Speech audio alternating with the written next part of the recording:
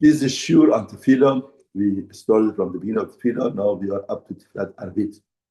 In Leshemi Chudavar, we say, Shetichel Yaakov Avinu alav shalom. Tefilat Arvit, davening of Arvit.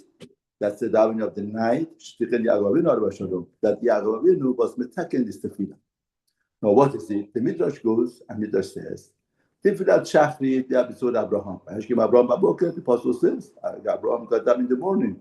By Torah indicating that Abraham got them in the morning, Ashram Bachram, and stood in the place that he stood. In Amidore Tefillah is standing in Tefillah.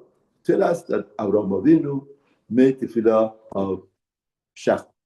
Just like Graham Bell created in technology form that we could connect with somebody outside, somebody far away, miles away, but he works so hard in technology, with the chokhmah, wisdom. Now, Avot also, with their work and toil and the hard misyonot tests that they went through, they made a line for us with HaKadosh Baruch Hu. In other words, we have to understand, when we get up and we daven Shachrit, is a privilege. Abraham Avinu worked so hard to make this line for us. Don't take it as granted. Don't think that, you owe Hashem something for coming for Tefillah. No, it's a privilege. Abraham made the line for us.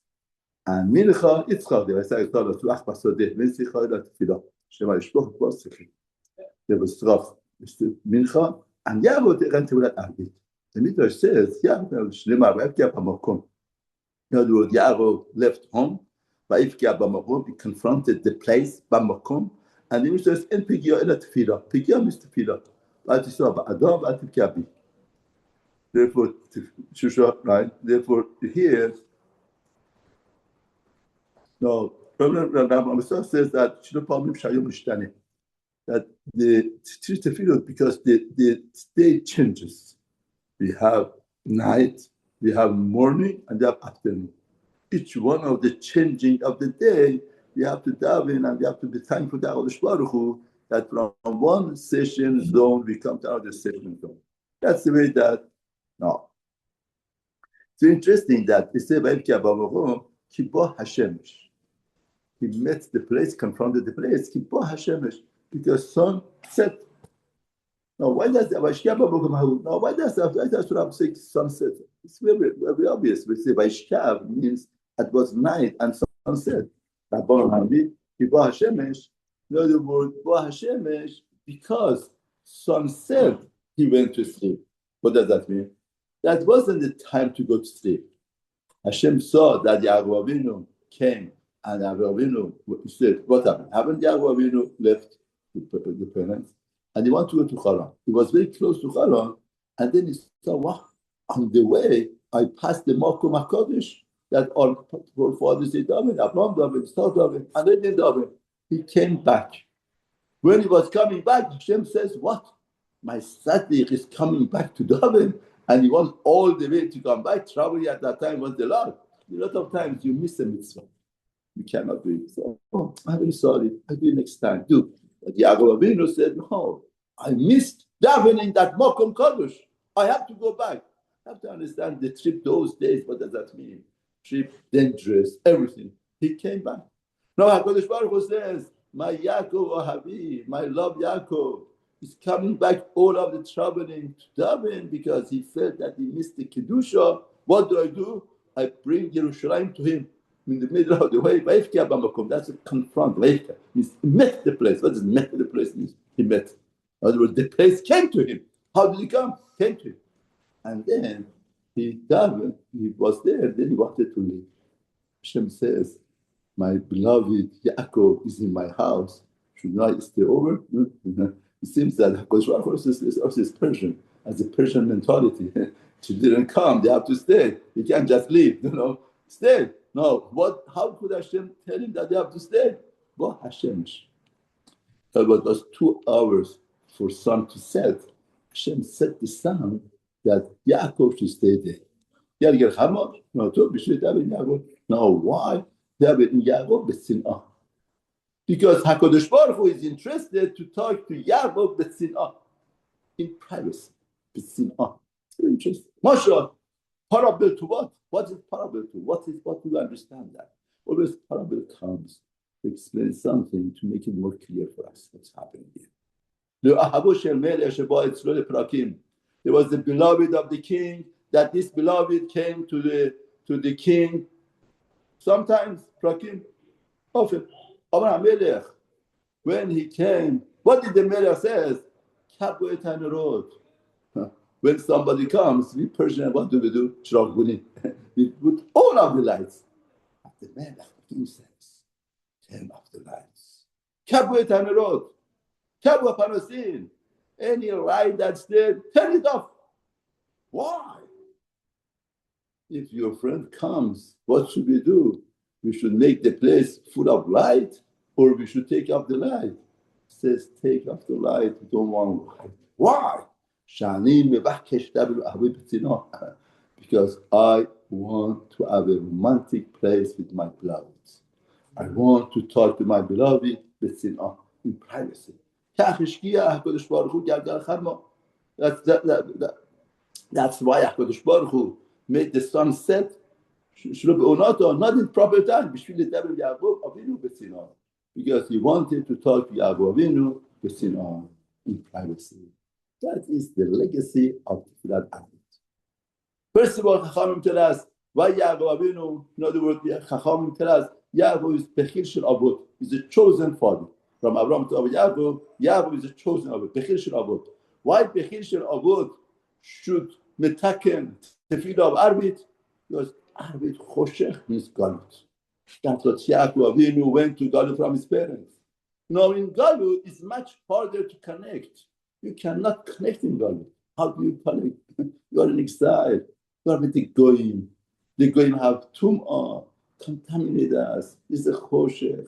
They take us to toil. They take us to work so hard. They don't let us be over Hashem properly with the technology, with whatever that they could. They invent and make partitions that to take us away from HaKadosh Baruch Hu.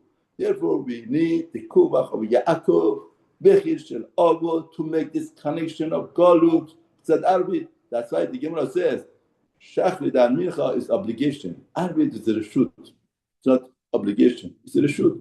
It's optional. Why? Chachamim tell us because in Galut, in exile, we cannot put obligation in a person. Because you are mishrubad, you are submitted to other kochot and other power. We cannot make obligation for you. But nowadays, they accept it upon themselves to be like a chuvah. But still. Now, what's pshat over here? Yaakov Baruch Hu says, turn off the light. Unbelievable yesod. Yaakov Avinu, first of all, is in Galut. In Galut, there is no Bet HaMikdash. What happened? What happened? If you desire Bet HaMikdash, if you want to daven in Makom Kadosh, what did Hashem do? Hashem took Yerushalayim, brought it to Yaakov. You are in Galut. There's no Yerushalayim, there's no Kedusha. He desired, he said, I miss it, I want it. What did Hashem do? Hashem took the Yerushalayim, the Kedusha, the Tahara of Yerushalayim, and brought it to him, offered it. In life, you want something, you desire something. Hashem brings the Kedusha of it. That's Galut. We feel in Galut, we are gone, we are lost, we are contaminated, we can't have the Kedusha of the Hamikdash. Torah tells us we are wrong. We are wrong. In the Galut, if you desire, what does Hashem do? Hashem takes the Hamikdash, the Kedusha of the Tahara, the impact of the Hamikdash, and he brings it to Galut like the Teknistot, the Hamikdash that we have. This resemblance of the Bet HaMikdash. That's very interesting. Hashem brought it. That's the Galut. The other thing is, in Galut, what's happening is like this. A lot of times, HaKadosh Baruch Hu, the first thing that he created in creation is light. Because light is good. That makes you to see. See HaKadosh Baruch Hu, you see the Beriah of Hashem, creation of Hashem, makes you to understand Hashem, makes you to be thankful to HaKadosh Baruch Hu, makes you to be aware of what Hashem created, what Hashem, the blessings of Hashem. But in Galut, the light damages us. The light destroys us. The light distracts us from seeing the truth, from seeing what emet is, but my real internal desire, my internal wanting, they cover us, sugarcoat us with a lot of things. We see things that we shouldn't see. We desire things that we shouldn't desire. No, the Shwarku says, take off that light. Let's see the truth. Let not that light distract us. We have to see the truth. We have to come out about this light of the Goyim, light of exile, with the messages, with whatever that contains and offers us. We have to get over this light. We have to have a sin of our modesty. It's very interesting. In the morning, you are thinking about Shachrit, or thinking about carpool, going to business. What's business? Mincha again. Mincha and the Tefilat that's accepted because in the midst of your work, you have to talk about. Arvit, there is nothing. It's a yichud with Avinu. There's no carpool, there's nothing. Everything is dark outside. You cannot see anything. You just see yourself and a siddur in front of you and Avinu. You haven't captured.